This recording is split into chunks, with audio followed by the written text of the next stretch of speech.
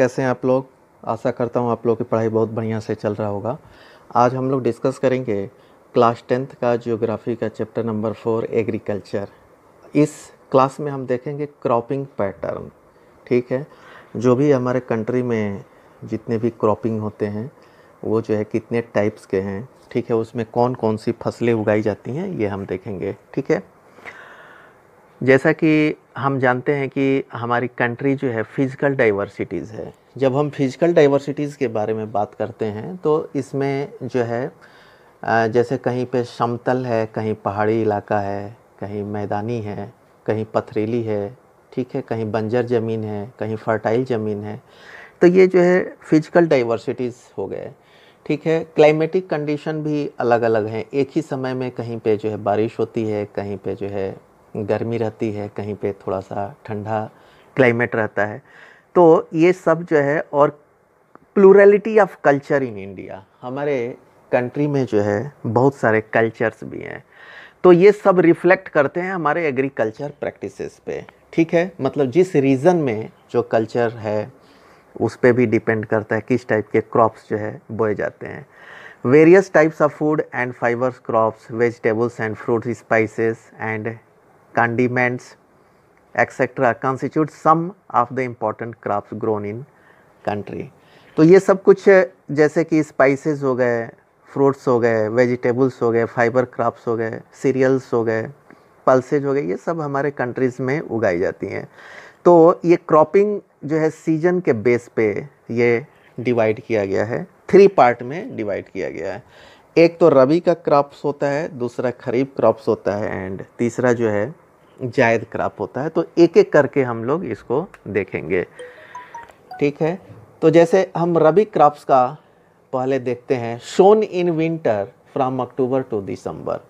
ये जो रबी के क्रॉप्स हैं वो अक्टूबर से दिसंबर के बीच में जो है बोए जाते हैं, एंड हार्वेस्टेड, और फसल की कटाई जो है होती है from April to June. April to June में इसमें काटते हैं। इनके मेन क्रॉप्स जो है, यहाँ पे कुछ ही क्रॉप्स का नाम दिया गया है। मेन क्रॉप्स मैंने लिखा हुआ है, जैसे वीट है, बार्ली है, पीज है, ग्राम है, मस्टर्ड्स हैं। ये सब जो है इसके मेन इम्पॉर्टेंट जो है क्रॉप्स हैं। ठीक है, अब जो है ये जो क्रॉप्स है ये जो है grown in the large part of India. ये जो है बहुत बड़े इंडिया के पार्ट्स में उगाए जाते हैं, जैसे कि इंडिया के ज़्यादातर स्टेट्स में उगाए जाते हैं। जैसे north and north west part such as Punjab हो गया, हरियाणा हो गया, Himachal Pradesh, Jammu Kashmir, Uttarakhand, Uttar Pradesh are important for the production of wheat and other rabi crops. ये जो स्टेट्स का मैंने नाम लिया उसमें जो है व्हीट एंड जो है अदर रबी के क्रॉप्स जो है मैक्सिमम उगाए जाते हैं। ठीक है, अब जो है इसमें जैसे कि हम देखते हैं कि the success of green revolution in Punjab, Haryana, western Uttar Pradesh and parts of Rajasthan has also been an important factor in the growth of above mentioned rabi crops. ठीक है, तो ग्रीन रिवोल्यूशन में ये जो भी ऊपर के हमारे रबी क्रॉप्स हैं इनका बहुत बड़ा योगदान था।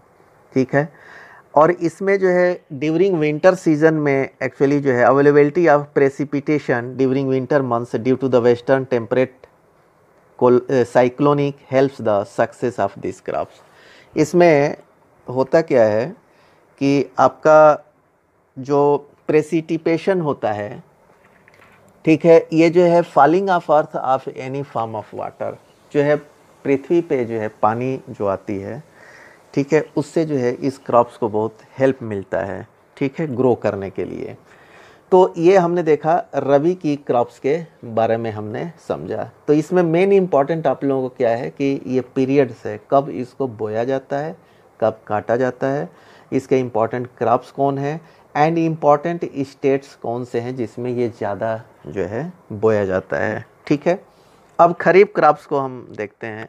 खरीफ क्रॉप्स जो है स्पेशली जो है जब आपका ये मानसून सीजन जब स्टार्ट होता है उसके बिगिनिंग में इसको जो है बोया जाता है। जैसे जून से स्टार्ट हो जाता है, जून या जुलाई से ये जो है बोना स्टार्ट कर देते हैं, इसको सोन स्टार्ट कर देते हैं, एंड हार्वेस्टेड जो है इन सितंबर से अक्टूबर।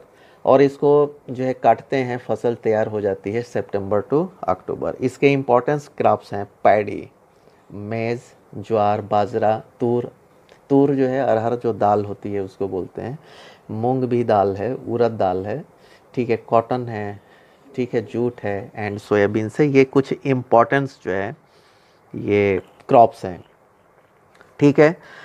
अब ये जो इम्पोर्टेंस जो क्रॉप्स है ये कहाँ कहाँ पे उगाए जाते हैं इसको हम देखते हैं। Some of the most important rice growing regions are Assam, West Bengal. अब हम एक एक करके इसको जो यहाँ से मैं इसको मिटा देता हूँ। एक जायद क्रॉप बच गया है डिस्कस करने के लिए, उसको बाद में हम स्टेट्स ऐसे हैं जहाँ पे राइस ज़्यादा उगाया जाता है।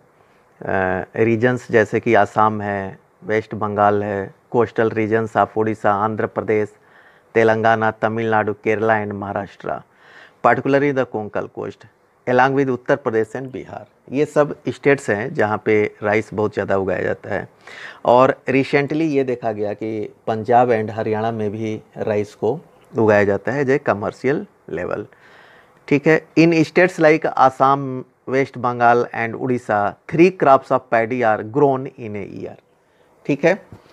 अब जो है एक जायद क्रॉप्स होता है, ठीक है, इसको हम देखेंगे कि ये जो है एक शॉर्ट पीरियड होता है, इसको हम समर सीजन क्रॉप्स भी बोलते हैं।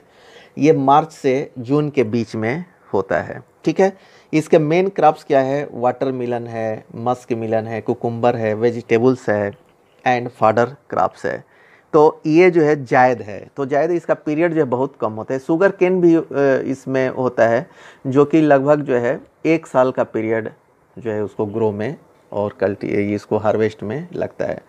तो ये जो है 3 टाइप्स का क्रॉपिंग पैटर्न हमने इंडिया में देखा, ठीक है। रबी फर्स्ट जो है आपका था रबी क्रॉप, दूसरा था खरीफ एंड तीसरा है जायद, ठीक है। इस क्लास में हम इतना ही कवर करेंगे। जिन बच्चों ने चैनल को सब्सक्राइब नहीं किया आप लोग चैनल को सब्सक्राइब कर लीजिएगा ताकि टाइमली आप लोगों को वीडियो मिलता रहेगा। Okay, thank you.